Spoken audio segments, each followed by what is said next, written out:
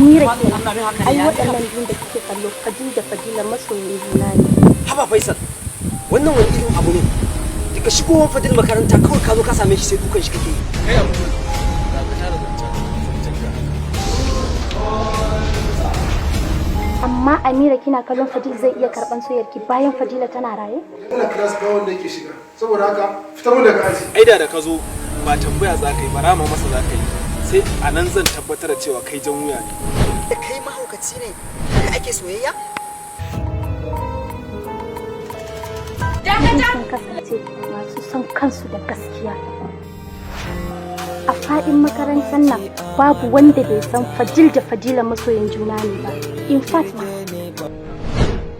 Wallahi wancan gayen yana matukar burge ni. Ceton soyayyar su daga Na haɗari. san kasancewa ko giwa ta faɗi ya shi bai sai jagawarta ba. Saboda haka a canza ta shekar sha kawai. Daure kirke ne babu cuta. Raina na baki amanata.